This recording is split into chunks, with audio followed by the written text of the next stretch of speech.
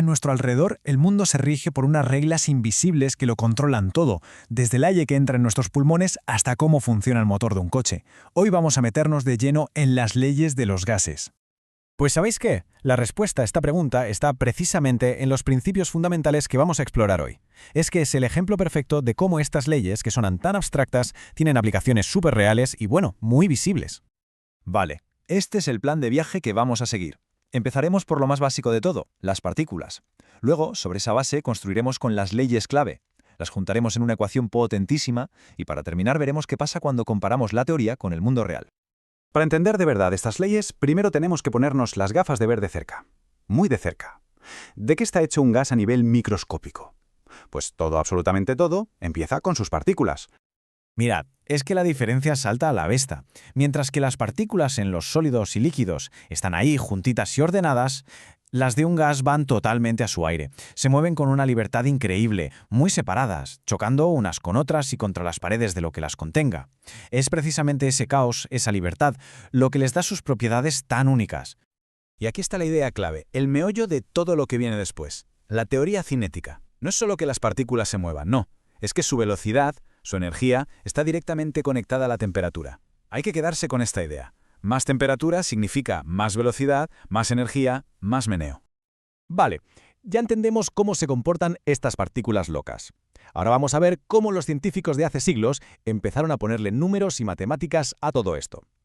Estas son, digamos, las tres herramientas básicas en nuestra caja para entender los gases. La primera es la ley de Boyle. A ver, es de cajón. Imaginemos que apretamos un globo. El espacio, o sea, el volumen, se hace más pequeño, ¿verdad? Y claro, la presión dentro sube. La clave aquí, y es muy importante, es que la temperatura no cambia. Es una relación de tira y afloja. Si uno baja, el otro sube. Y este gráfico lo deja clarísimo. Fijaos en la curva. No es una línea recta, ¿eh? A medida que el volumen en el eje de abajo aumenta, la presión en el eje vertical va cayendo. Esta curva, una hipérbola, es como la firma matemática de esta relación inversa. Pasamos a la ley de Charles, que nos devuelve a nuestro globo aerostático del principio. Aquí lo que se mantiene quieto es la presión. Al calentar el aire, sus partículas cogen carrerilla, se mueven más rápido, chocan con más fuerza y necesitan más espacio. Así que el volumen aumenta, el gas se expande. Es una relación directa y es lo que hace que un globo vuele. ¡Ojo, que aquí la cosa cambia! Mirad la gráfica. Ahora sí que vemos una línea recta. Esto nos dice que la relación es directa y súper predecible. Si doblas la temperatura, ¡pum!, doblas el volumen. ¡Así de fácil! Y la tercera pieza del puzzle es la ley de Gay-Lussac. Pensad en una lata de desodorante o en la rueda de un coche en un día de verano achicharrante. El volumen no puede cambiar, está fijo. Así que si sube la temperatura, las partículas empiezan a golpear las paredes como locas y la presión se dispara. Por eso es tan peligroso dejar un aerosol al sol. Y de nuevo, ¡zas! Otra línea recta. Ya vemos el patrón, ¿verdad?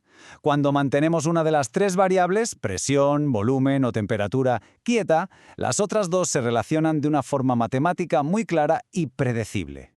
Entonces, para que quede todo claro, aquí tenemos el resumen. Tres leyes, tres relaciones distintas. Boyle, presión y volumen con la temperatura quieta.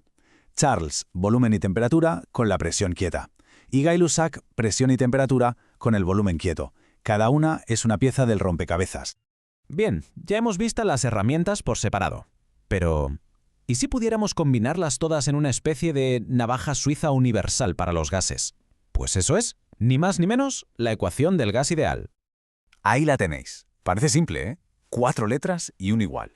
Pero es elegantísima y súper potente. PV igual a nRT. Presión, volumen, cantidad de gas y temperatura. Todo conectado por una constante. Una maravilla. Y esta ecuación no aparece por arte de magia. Claro, es la consecuencia lógica de juntar las tres leyes que acabamos de ver. Es como si metiéramos en una batidora las relaciones de Boyle, Charles y Gay-Lussac y saliera esta fórmula unificada. Nos permite analizar qué pasa cuando todo cambia a la vez. Llevamos un rato hablando del gas ideal, pero seamos sinceros, el mundo real es otra historia. La ecuación es un modelo perfecto, pero la realidad, bueno, la realidad tiene sus cosillas. Es fundamental entender la diferencia. Esta comparación lo deja meridianamente claro. Un gas ideal es una simplificación, una versión de dibujos animados. Asumimos que sus partículas son puntitos sin tamaño y que pasan unas de otras sin hacerse ni caso. Los gases de verdad, los reales, pues tienen partículas que ocupan un espacio, poquito, pero lo ocupan, y que tienen unas fuerzas de atracción muy débiles entre ellas. Entonces, la pregunta es, ¿cuándo nos sirve este modelo ideal? Pues funciona de maravilla cuando las partículas del gas están muy separadas y se mueven a toda pastilla. ¿Y cuándo pasa eso? A presiones bajas y a temperaturas altas. En esas condiciones, el tamaño de las partículas y esas pequeñas fuerzas de atracción son tan insignificantes que podemos ignorarlas. De hecho, así se comporta el aire de nuestra atmósfera la mayor parte del tiempo. Bueno, hemos hecho un buen viaje. Empezamos con partículas invisibles y hemos llegado a una ecuación que lo une todo. Hemos visto que estas leyes explican desde por qué vuela un globo hasta la presión de una rueda. Pero su importancia va muchísimo más allá. La atmósfera de la Tierra es un sistema de gases gigantesco. Entender estas leyes es, en el fondo, entender las bases de nuestro clima. Y eso nos lleva a una pregunta final, que es la más importante de todas. Si estas leyes explican cómo funciona nuestro planeta, ¿qué nos están diciendo o quizás qué nos están gritando sobre su futuro?